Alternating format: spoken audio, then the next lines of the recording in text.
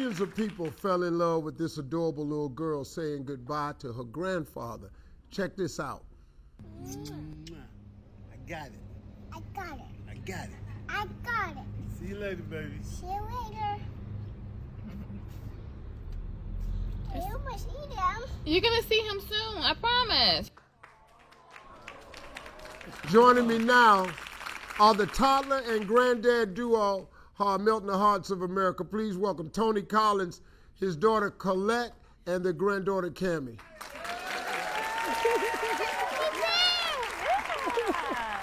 So Tony and Cami, y'all got a bunch of videos that went viral. Were you shocked by the reaction? I was, I was just being me, but she was behind the camera. I post on Cami's, she has a TikTok page.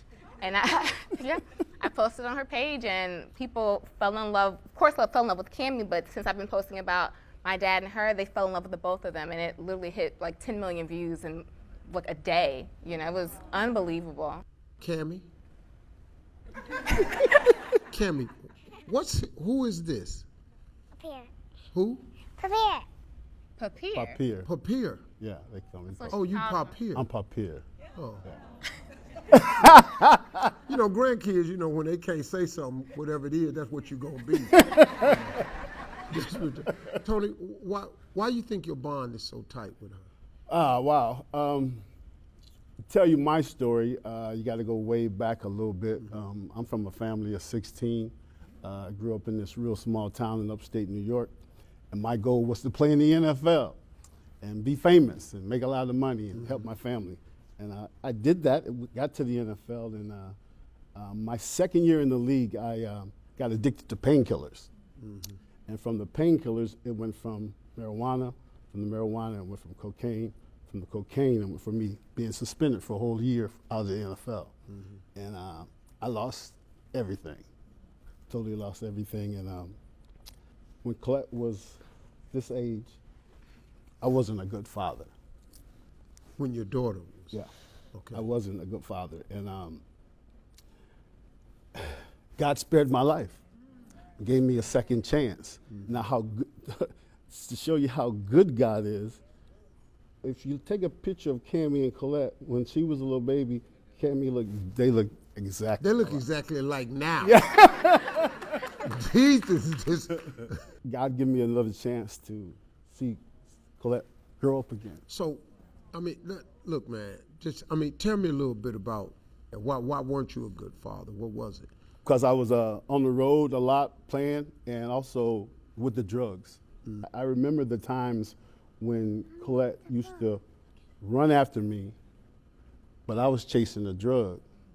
And so it's just, I'm so thankful now because God has given me a second chance. I need to tell my story, let people know so other kids don't have to go through what I went through. Because I know a lot of kids got the same goals that I had. Yes, the story is important. See, I got mentoring camp. I talk to young dudes all the time, man. And one of the things, man, that I keep running into, see, Mr. Harvey, you older, you don't understand.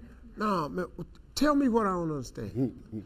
Please tell me what part of this trip of manhood you own that I don't understand. Give it to me, because I've been on all of them. Right.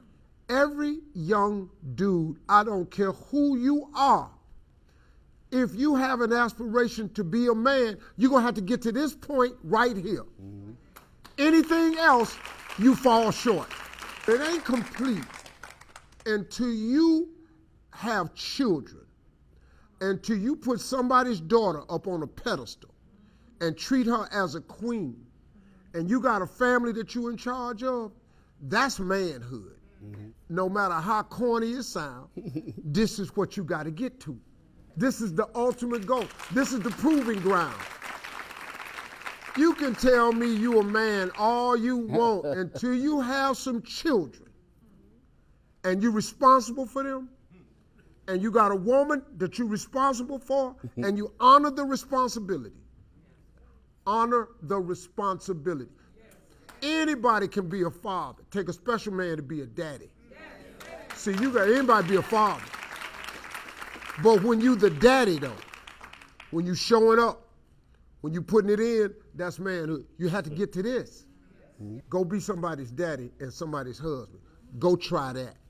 If you do that good, whoo, you gotta have a war for that. Now, Colette, let me talk to you. How does it feel watching your dad's relationship with your daughter? It's wonderful, the love that they have for each other. It's no words for it really, because this is her best friend. Like, they are legit best friends. They do everything together, and we live about 3.5 hours from each other, so they can't see each other all the time. But when they do, my dad's on the floor with a tiara and having tea parties, and they'll play all day. And it's just, you know, like he said, he may have missed out on things with me, but to see it with them, it's, you know, I've forgiven. I love my father, and I always felt love growing up, you know. So just to see it now with them, it means the world to me. So, Tony, you also wrote a book, and the book is called Broken Road, Turning My Mess into a Message. Why'd you feel the need to write the book? The whole thing of God giving me a second chance, when you're about to die, and I was about to die. I had an overdose. I overdosed. And I'm laying on the ground, and I cry out to God, God, I don't want to die like this. That's what I said. I said it twice. God, I don't want to die like this. And my heart started, you know, calming down a little bit. But it was too late. The ambulance already got there and took me off to the hospital. And now I'm on ESPN and everything. Tony Collins overdosed. but that's what the devil tried to do to you. But for me, it's like I have to do everything I can possibly do to help other people not go through what I went through. And so that's the calling that I have. I always thought, you know, when you have a gift, you know, when you find out what your gift is, that, you know, that's a gift, but you got to give that gift away. You know what I mean? And so the reason I wrote the book was just to help other people not go through what I went through, not to take their daughters through what I took my daughters or my sons through. But I just want to help as many people as possible. Well, you know, man, because this is something I learned a long time ago. Your career is what you paid for. Your calling is what you made for. Right. See, you need it all in moments. Because you ain't got no book, you ain't got no story. You can't help nobody. So you can't help nobody if you ain't been through nothing. Right. You know, hard to be the swim coach and you can't swim. You had to go through everything you went through to get to this point right here. Now, the version we got now is the version we need. But you needed to be laying on that floor that day. You know, that's the cold part about it. That's why I teach it at my camp. You got to have these tough moments. You know what church folks say? You can't have a testimony without a test.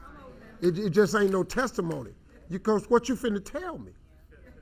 You know, but you can tell a person how to get over if you've been under. You can tell them how to get up if you've been down. You can tell them how to win if you've lost. You can't have these conversations with nobody. So I love your story. Cami, this little girl, she's sharp, ain't she? As soon as you call her name. Cami, you and your family, you guys are just adorable together, and we know you like toys and clothes. You like toys and clothes?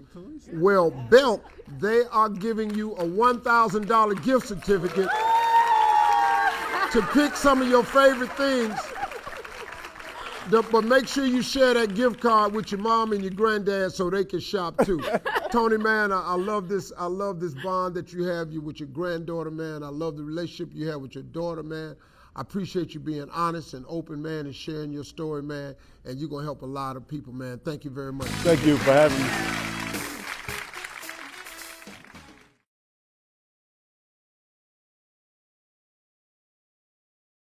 Hey, you made it to the end of this video. I got a lot more that you're going to enjoy, so just click to watch the next one. And make sure you subscribe to always know what's happening.